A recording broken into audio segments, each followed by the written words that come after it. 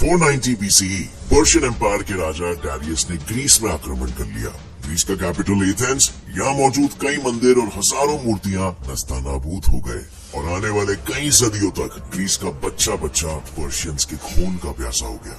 356 BCE Macedonia Greece के इस छोटे से कस्बे में एक बेटे ने जन्म लिया। नहीं, कोई मामूली बेटा नहीं, भगवान का बेटा सिकंदर। 334 BC सिकंदर ने इस छोटे से तिनके से अपना राज्य बढ़ाया, अपने देश का बदला लिया, पूरे पर्शियन एम्पायर को तबाह कर दिया और अब विश्व का नक्शा कुछ ऐसा दिख रहा है। 326 BC सिकंदर भारत की सीमा पर खड़ा है। अगला निशाना है भारत। भारत माँ का धन। पर अचानक वो मुंह फेर के अपने देश मैसेडोनिया वापस लौट जाता है। ये सारे पहलू काफी नजदीकी से जुड़े हैं इतिहास के सबसे बड़े योद्धा अलेक्जेंडर को राजाओं का राजा, शहंशाह बनाने में, भगवान बनाने में। अलेक्जेंडर का जन्म 356 BC में मैसेडोनिया के पहला शहर में हुआ। जन्म होते ही शहर के सभी लोग उसे ग्रीक भगवान ज़ीउस का बच्चा मानने लगे और उसकी माँ ओलंपियास ने भी इसमें उनका कम साथ नहीं दिया। अब दुनिया के सभी पिताओं की तरह उनके पिता फिलिप II भी अपने बेटे को एक काबिल राजा बनाना चाहते थे, जिसके लिए उन्होंने उस वक्त ग्रीस में मौजूद सभी बेस्ट स्कॉलर्स के जरिए अलेक्जेंडर को ट्रेनिंग दिलवाई। इन सभी स्कॉलर्स में दुनिया के सबसे मशहूर फिलोसोफर एरिस्टोटल का भी नाम शामिल है, जिन्होंने सिर्फ 3 साल की ट्रेनिंग में अलेक्जेंडर के अंदर सब्र, खुले विचार और कूटनीति की ऐसी समझ पैदा कर दी कि उसने अलेक्जेंडर के राजनीतिक गुणों को और भी ज्यादा तेज कर दिया।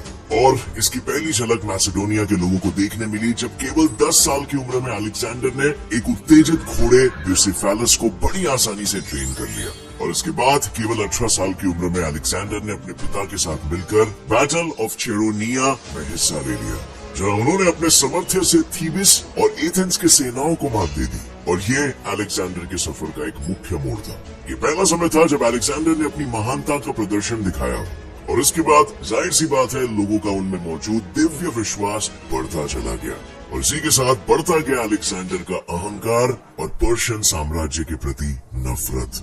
वहीं पर्शियन एम्पायर, जिसे दुनिया के नक्शे से मिटाने का सपना ग्रीस का हर बच्चा और उसके पिता ने देखा था, सो इसे हासिल करने के लिए अलेक्जेंडर ग्रीस में स्थित बाकी शहरों पर अपना रुतबा स्थापित करने लगा और इसी दौरान उसने कई शहरों की आर्मी, वहाँ के नोबल्स, कमांडर्स सबको मैसेडोनियन आर्मी के साथ मिलाते हुए अपनी तरफ करना शुरू कर दिया, ताकि जरूरत पड़ने पर इन सभी लोगों की वफादारी अलेक्जेंडर की तरफ हो। ग्रीस के शहरों को एक करने के बाद सिकंदर पर्शिया के दक्षिणी हिस्से में मार्च करने लगा और इसी दौरान उसका सामना हुआ पर्शिया के पहली आर्मी से। एक ऐसी आर्मी जो साइज में सिकंदर की सेना से दुगुनी थी, लेकिन उसके बावजूद सिकंदर ने उन्हें मार गिराया, सिर्फ अपनी युद्ध नीति और हिम्मत के बल पर। जाहिर सी बात है ये अपने आप में एक बहुत ही बड़ी बात थी, जिस वजह से ये युद्ध सिकंदर की जीत की गाथाओं में बैटल ऑफ ग्रेनिशियस के नाम से अमर हो गया। और ऐसे ही राजाओं और उनकी सेना की अमर गाथाएं आपको इतिहास में मिलेगी, जिनके वर्णन को पढ़ने से ही आज के लोगों के रोंगटे खड़े हो जाते हैं। और जैसे कि आप जानते हो, वो इंसान जो इतिहास से नहीं सीखता है, उसे इतिहास की गलतियों को दोहराना पड़ता है। इस युद्ध में अलेक्जेंडर को पर्शियन आर्मी की ताकत की एक छोटी सी झलक देखने को मिली, जिसके बाद उसने अपने मिलिट्री स्किल्स और कुटिल बुद्धि इस्तेमाल से इस युद्ध में जीत अपने नाम की। इतनी बड़ी सेना से खुद की छोटी सेना होने के बावजूद सिर्फ अपनी बेहतर वॉर स्ट्रैटेजी और इंटेलिजेंस की मदद से। इस जीत के बाद अलेक्जेंडर ने एशिया माइनर के कई हिस्सों को अपने कब्जे में ले लिया और जहां वो नहीं पहुंच पाया था, उन शहरों ने खुद ही उसके सामने सरेंडर कर लिया। पर पर्शिया के एक हिस्से को अपने कब्जे में लेने के बाद भी उसने वहां के कल्चर को कभी खत्म नहीं किया, बल्कि उसने सभी पर्शियन कमांडर्स, लीडर्स और गवर्नर्स को उनकी ईमानदारी के बदले उन्हें अपने इच्छा अनुसार रहने की आजादी दी। इससे हुआ ये कि एरिस्टोटल की बिना जबरदस्ती किए दिल जीतने वाली सीख को अपनाते हुए अलेक्जेंडर कई सारे लोगों का दिल जीत चुका था और इसे अलेक्जेंडर की कूटनीति और चालाकी ही कहेंगे कि जंग लड़ने के बाद भी उसने लोगों के दिलों में अपने लिए जगह बना ली और पर्शियन एम्पायर के सभी दक्षिणी हिस्सों को मैसेडोनिया के कंट्रोल में ला दिया। पर कहते हैं ना, शेर की प्यास पानी से नहीं बुझ सकती और अलेक्जेंडर का मकसद तो पहले से ही पर्शियन आर्मी का विनाश था। अपने इसी मकसद को पूरा करने के लिए वो अपनी सेना के साथ पर्शियन आर्मी के सबसे अहम हिस्से की तरफ बढ़ने लगा, जहां उसका सामना अब तक की सबसे बड़ी पर्शियन आर्मी से हुआ। और ये मैं इसीलिए कह रहा हूँ क्योंकि अपने एम्पायर को इतना बढ़ाने के बाद भी ये पर्शियन आर्मी अलेक्जेंडर की आर्मी से बहुत बड़ी थी।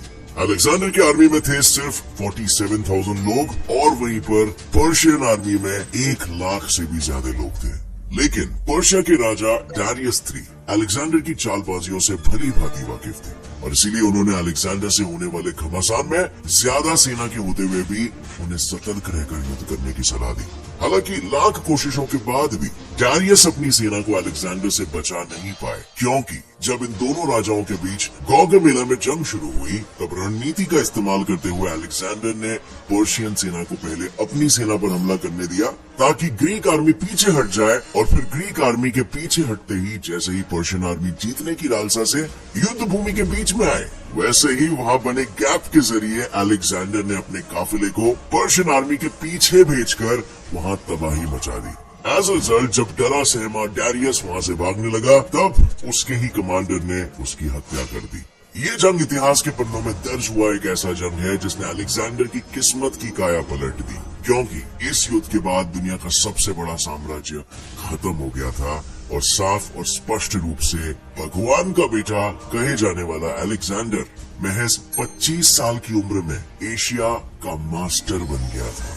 इतना ही नहीं, अब उनका साम्राज्य भी सिर्फ मैसेडोनिया तक सीमित नहीं रह गया था, वो अब अफगानिस्तान तक पहुंच चुका था।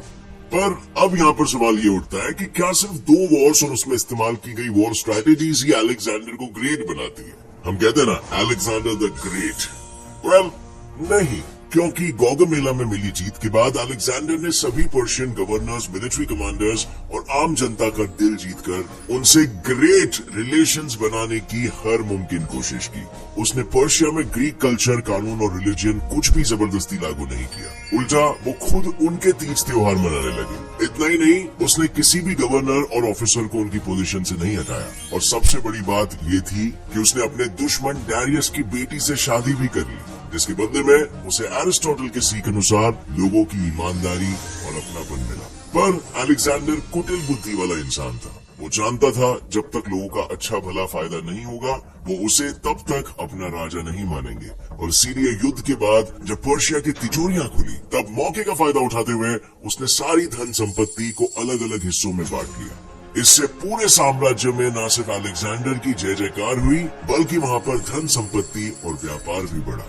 लेकिन सफलता की राह में पीठ में खंजर अपने ही मारते हैं, ये बात सिर्फ किताबी नहीं है, क्योंकि अलेक्जेंडर के इन स्ट्रैटेजीज ने चाहे पर्शियंस को खुश कर दिया हो, पर इससे उसकी ही सेना और कमांडर्स नाराज थे और वो सभी मिलकर अलेक्जेंडर के ही खिलाफ षड्यंत्र रचने लगे। पर अलेक्जेंडर ने कच्ची गोटियां नहीं खेली थी। वो अपनी सफलता को लेकर इतने चौकन्ने रहते थे कि जैसे ही उन्हें अपने साथ होने वाले षड्यंत्र का पता चला उन्होंने फौरन उस शख्स की हत्या कर दी।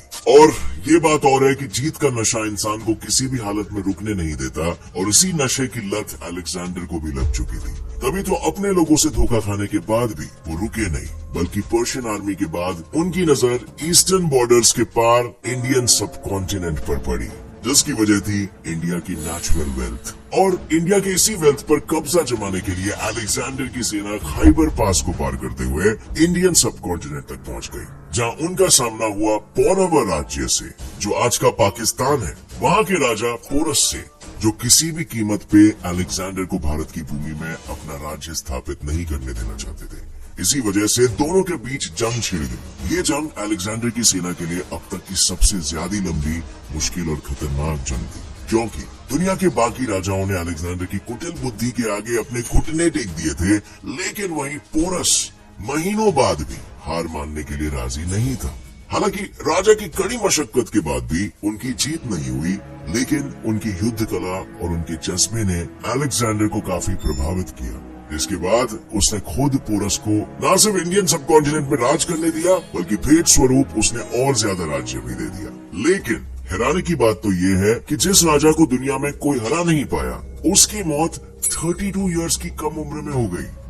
किंतु मरने के बाद भी उनका शरीर मानो हार मानने के लिए तैयार नहीं था, और इसीलिए तो मरने के 6 दिन बाद भी उनकी बॉडी डीकम्पोज नहीं हो रही थी।